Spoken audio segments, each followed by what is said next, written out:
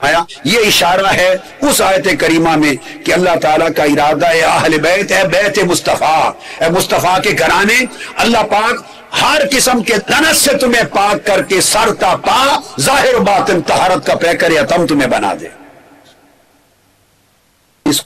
امام طبرانی نے روایت کیا، امام بہقی نے روایت کیا۔ طبرانی نے المعجم الکبیر میں، چونکہ عجیب مضمون کی حدیث ہے، ممکن ہے بہت سونے نہ پڑی ہو تو ریفرنس پورا دے رہا ہوں، حدیث نمبر 2674 ہے۔ امام بہقی نے دلائل النبوت میں اس کو روایت کیا، جلد اول صفحہ 170 ہے۔ امام حیثمی نے مجموع الزوائد میں روایت کیا، اور پھر حافظ ابن کثیر نے استدلالا استنادا اور احتجاجا ثبوت کے طور پر اسے البدایہ والنہایہ میں لیا، اور امام حلبی نے اسیرہ میں لیا، یعنی ائمہ محدث اور مفسر اس حدیث کی حجیت کو قبول کر کے کوٹ کرتے رہے ہیں بطور دلیل۔ یہ سب ریفرنسز دی۔ آقا علیہ السلام نے کثرت کے ساتھ اپنے ذاتی مناقب کو بیان کیا۔ یہاں جب یہ بات ہو گئی، اب چسپ بات پڑی آگے۔ انس بن مالک رضی اللہ تعالیٰ عنہ روایت کرتے ہیں، اور یہ حدیث اس کو امام بہقی نے اور امام حاکم نے اور بہت سے اور دیگر ائمہ نے بیان کیا، اور امام احمد بن حنبل نے مسائل پہ بیان کیا، اور پھر حافظ ابن کثیر نے بطور استدلال اس کو کوٹ کیا البدایہ آیا میں۔ ابن مالک رضی اللہ تعالیٰ عنہ فرماتے ہیں کہ آقا علیہ السلام منبر پہ قیام فرما ہوئے اور اپنا تعارف کروانے لگے صحابہ کرام کو، اور تعارف آ کے اسماعیل علیہ السلام تک اپنا پورا نسب بیان کر دیا۔ اس حدیث میں نسب کا ذکر آیا ہے آقا علیہ السلام کا حضرت مدر بن نزار تک،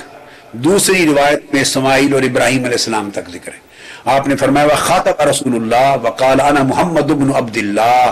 میں حدیث کا پورا مضمون پڑھتا ہوں تاکہ حضور کا نسب آپ کی مجلس میں برکت کے لیے پڑھا جائے۔ میں اہل پاکستان کو اور دنیا میں جتنے لاکھوں لوگ سن رہے ہیں سب کو بتانا چاہتا ہوں، آقا علیہ السلام کے نسب مبارک کے جو نام ہیں، ان کو بطور ورد اور وظیفہ پڑھنے سے گھر کی بلائیں دور ہو جائیں گی۔ ان کو پڑھا، صرف حضور کے نسب پاک کو جو آقا علیہ السلام نے خود پڑھا اپنے سٹیج پر کھڑے ہو کر کہ میں کون ہوں، انا محمد بن عبد اللہ بن عبد المطلب بن ہاشم بن عبد مناف بن قصی بن کلاب بن مرہ بن قاب بن لوئی بن غالب بن فہر بن مالک بن النضر بن کنانہ بن خزینہ بن مدرکہ بن یاس الیاس بن مدر بن نزار، یہاں تک۔ اور دوسری حدیث، دوسری روایت میں جسے ابن عساکر روایت کرتے ہیں،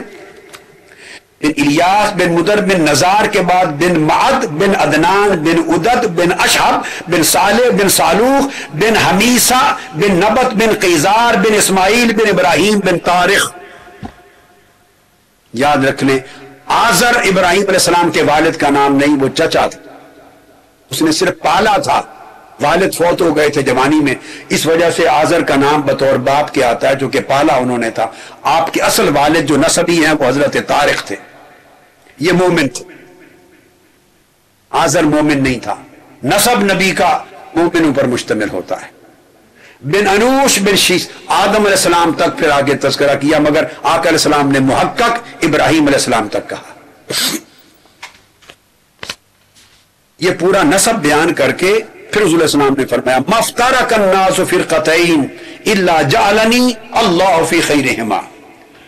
اللہ نے جب بھی کبھی اپنی مخلوق میں دو طبقے بنائے، مجھے ہمیشہ اعلیٰ طبقہ میں رکھا۔ اب یہ جو کہہ رہے ہیں کہ مجھے رکھا، وہ حضور تو تھے نہیں اس وقت بشری طور پر وجود میں۔ اب یہ بڑا اہم نقطہ بتا رہا ہوں، بہت یہ سمجھے کہ آپ کا آغاز 12 ربیع الاول کو حضور کی ولادت سے ہی ہوا ہے، تو بھائی وہ حضور کا میلاد ہے، حضور کی ابتدا نہیں ہے، آج ہے ابتدا نہیں ہے۔ علامہ غلام دستگیر افغانی صاحب بیٹھے ہیں، میلاد تو آقا علیہ السلام کے بشری ظہور کا نام ہے، اور یہ جو آقا فرما رہے ہیں کہ مجھے رکھا اعلیٰ خلق میں،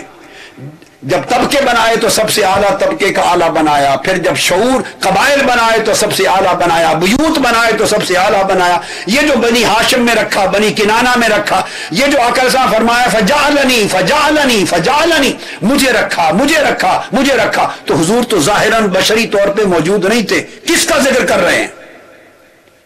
یہ جو سفر تھا نور مصطفیٰ کا، اس کی توثیق فرما رہے ہیں اپنی زبان مبارک سے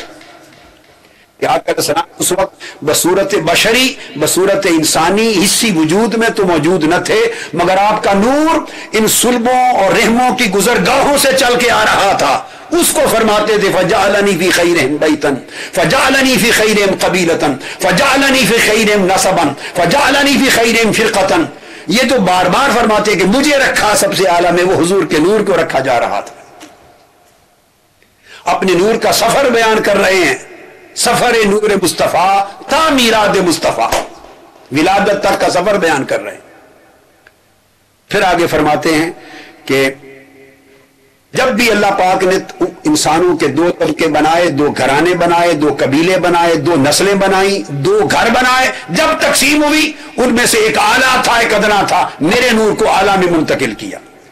اور اعلیٰ میں پھر سب سے اعلیٰ ماں باپ چنے۔ اور آگے فرماتے ہیں فَأُخْرِجْتُ مِن بَيْنِ أَبَوَيْنِ، اب یہ حدیث ہے آقا علیہ السلام کی، فرمایا کہ جب بھی دو جوڑے بنے، نکاح ہوئے کسی بھی مرد کے کسی بھی عورت کے کسی قبیلے میں، تو سب سے اعلیٰ مرد چنا مردوں میں سے، ہر دور میں، ہر صدی میں، ہر زمانے میں، اور عورتوں میں سب سے اعلیٰ عورت چنی، ان کے رشتہ ازدواج میں ان کو جوڑا، چونکہ وہ ماں باپ بننے تھے میرے نور کی گزرگاہ کے لیے۔ اتنا عظیم بیان میلاد ہے۔ فَأُخْرِجْتُ مِن بَيْنِ أَبَوَيْنِ، ایک حضرت عبداللہ اور حضرت آمنہ کی بات تو کیا، ہر دور میں جب بھی جوڑے ملے، جن جوڑے کے ملنے سے حضور علیہ السلام کے نور نے گزرنا تھا، سب سے اعلیٰ ماں باپ اور مرد عورت کو چنا اور جوڑ کیا۔ اور پھر فرماتے ہیں آگے فَلَمْ يُصِبْنِي شَيْءٌ مِّنْ أَهْلِ الْجَاهِلِيَّةِ، اب میری آدم علیہ السلام سے لے کر عبداللہ و آمنہ رضی اللہ تعالیٰ عنہما تک کسی دور میں کسی ایک جوڑا کو بھی اللہ نے میرے نسب میں ایسا نہیں رکھا جن کو جاہلیت کی آلودگی نے چھوا بھی ہو۔ پورے نسب میں کوئی مرد اور کوئی عورت ایسا نہیں آیا کہ جو جوڑا بنے اور میں ان کی صلب و رحم سے گزروں، میرا نور گزرے اور ان کو جاہلیت کی کسی آلودگی نے چھوا ہو۔ اللہ نے اتنا پاک رکھا۔ وَخَرَجْتُ مِن نِکَاحٍ، اور آدم علیہ السلام سے لے کر حضرت عبداللہ و آمنہ تک کوئی جوڑا میرے نسب کا ایسا نہیں جس کی شادی باقاعدہ شرعی نکاح کے ساتھ نہ ہوئی ہو،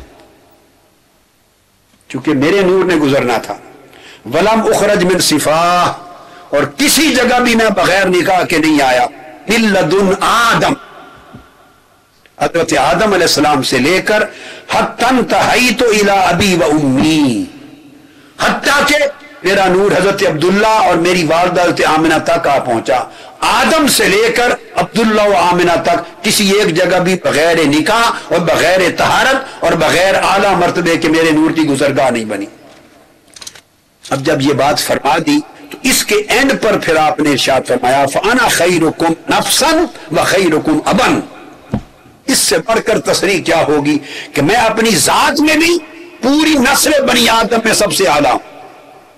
اور یہ نہ سمجھیں کہ بے شک حضور کی ذات پر تو کسی کو اختلاف نہیں کہ سب سے اعلیٰ ہیں، فرمایا وَخَيْرُكُمْ أَبًا، اور اپنے نسب میں آباء و اجداد میں بھی ہر جگہ سب سے اعلیٰ ہوں۔ میری جد بھی ہر جگہ اعلیٰ تھی، میرا نسب بھی ہر جگہ اعلیٰ تھا۔ اب یہ حدیث امام حاکم نے روایت کیا، اس امام بہقی نے دلائل النبوت میں روایت کیا، امام حاکم نے معرفت علوم الحدیث میں روایت کیا، ابن عساکر نے اپنی تاریخ میں بیان کیا، امام مناوی نے فیض القدیر میں، حافظ ابن کثیر نے البدایہ والنہایہ نے، اور سب سے بڑھ کر خود امام احمد بن حنبل نے المسائل میں یہ درجے آقا علیہ الصلوۃ والسلام کے میلاد کے تذکرے میں آئے۔ اس لیے حضور صلی اللہ علیہ وسلم کے اس بیان کو سیدنا امام جعفر الصادق علیہ السلام بیان کرتے ہیں، وہ شرح کرتے ہیں،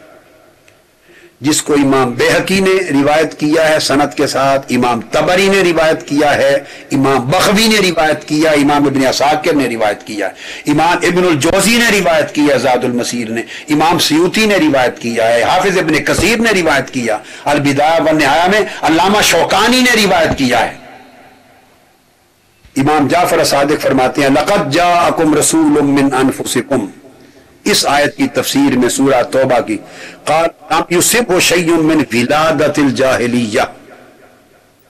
پورے نسب میں حضرت آدم سے حضرت عبداللہ و آمنہ تک جاہلیت کی جو ولادت ہوتی ہے اس کی کسی شے نے حضور کے پورے آباء و اجداد چھوا تک نہیں۔ وقال قال رسول اللہ صلی اللہ علیہ وسلم انی خرجت من نکاح ولم اخرج من صفاح،